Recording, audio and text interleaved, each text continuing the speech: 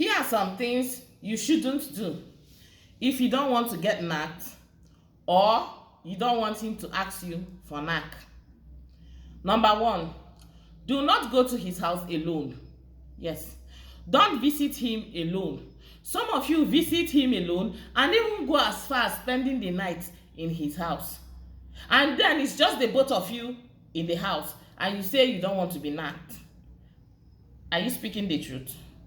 So please, if you don't want to be nagged, please don't go to his house alone. Do not sleep in his house if you don't want to be nagged. Number 2, stop dressing seductive around him. Yes, some of you is going to dress very seductive around him. You will be moving left, right, and center.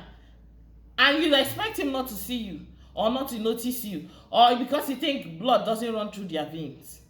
These guys are humans too. Imagine if he was the one that is putting on maybe just take for instance a banana boxers and you're just seeing one thing cacked to one side. You too, you'll be tempted to know what is inside there.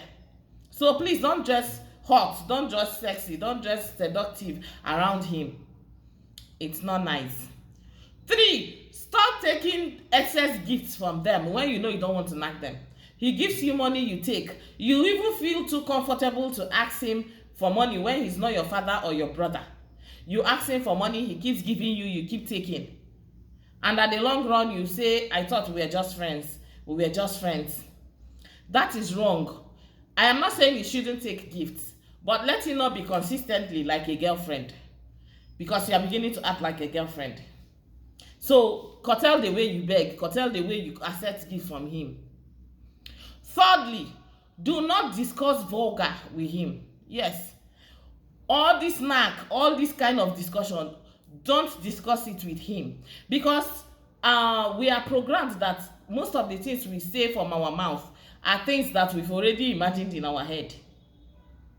So the moment you're saying it with your mouth to him, the moment you're saying all those things to him, he has already started picturing you and him in his head. Maybe you are telling him that you used to go how many rounds, you used to stay how many rounds. He will start picturing you and him in his head. How many rounds he and him will go in his head. So please, if you know you don't want to be nagged, do not discuss such things with him. It is very, very, very, very, very uncalled for. You don't need that. Because the moment you start discussing that thing with him, he has started picturing it. He has started programming how he's going to nag you in his mind. In his head, he has started thinking it. Nextly, the next one. If you know you do not want to nag this guy, if you know you don't want him to ask you for knack, I don't know this thing about you being too close to him. You sit, maybe you sit on his lap, you sit, you cross your body, or you're having this very close contact with him, your body is touching him, you guys are doing all those bestie, and you are saying you don't want him to nag you, and you're being this close with him. I want to believe that you are joking by saying that, because that can be true. Yes, that can be true. The moment you get too close to an opposite gender that way, most especially men, they don't think the way we think.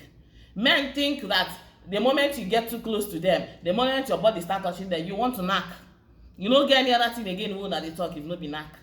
So the moment you start getting too close to him, the moment you are allowing your body to touch him, the moment you start sitting on his laps, the moment you start even wearing his shirt, that means you're ready for the knack already. Yes. So if you know you do not want to be nagged, if you know you don't want him to ask you for knack, please try and avoid all these things, so that you will not wake up tomorrow and start calling domestic violence and start calling that they took you by force, or they did you what. Let's wise up.